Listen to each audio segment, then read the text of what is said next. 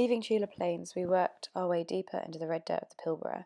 We were busy admiring the scenery until Oscar felt the sudden need to check on the tyres, which was miraculously timed as we found a puncture that was noisily releasing air. So Oscar got to work on swapping the tyre out for our spare, and I provided much moral support. We got back on the road, following a really cute little pilot vehicle as it guided us to the end of a section of roadworks.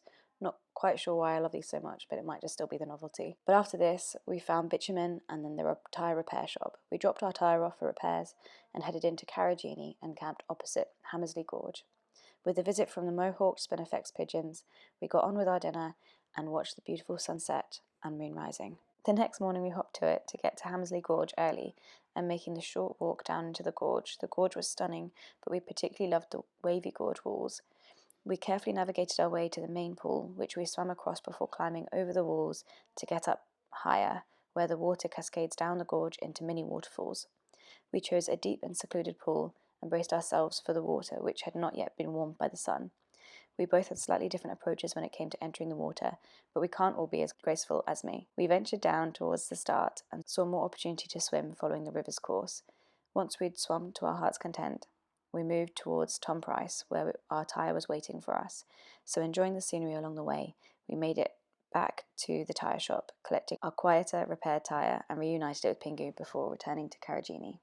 As Hancock Gorge was unfortunately closed, next up was Dales Gorge, where we wanted to go for another swim, so we headed down towards Fern Pool, narrowly missing a snake, reminding me I need to watch where I'm putting my feet. When we got to the water, I didn't waste any time and I got straight in. However, Oscar chose a more sophisticated way of getting into the water. We made our way over to the small falls and had a rinse in the surprisingly warm waters, and Oscar chose this time to get a quick free shower before we made our way back to the path to get to Fortescue Falls, which was a stunning turquoise, yet surprisingly clear.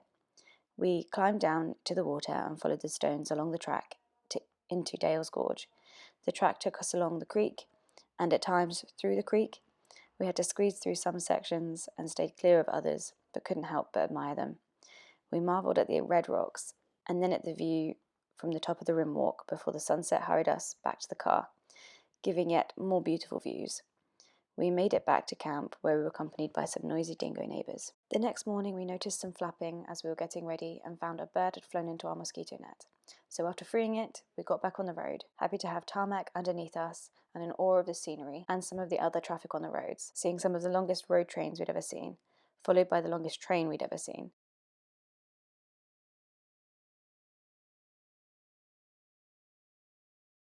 Several minutes later, we ploughed on, taking care of the cows that like to wander into the roads. We finally made it to Marble Bar and learned why it's called Australia's hottest town, and stopped to see the Jasper, which was originally thought to be marble. We stopped for lunch, and then shortly after, we stopped to set up camp. We went for a short walk and happened upon our very first croc.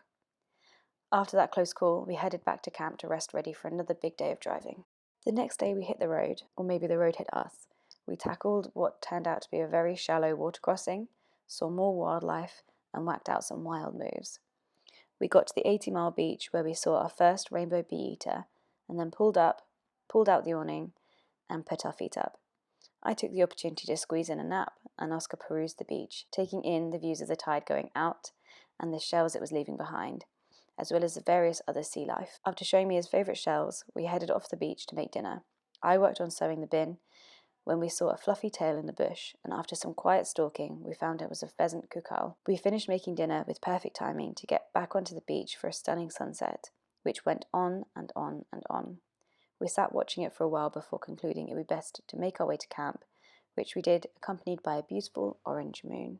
The next morning we stopped by a roadhouse to pump up the tyres and were visited by the resident peacock and chicken, which is also when I discovered my love of fluffy chickens. We made it to Broome, marvelled at the solar panel car park, and went for a wander around town before stopping at the famous Matzo's Brewery, where we had to sample a tasting paddle and then a compulsory pint, before taking to the pier for yet another beautiful sunset to add to our ever-growing catalogue of stunning sunsets.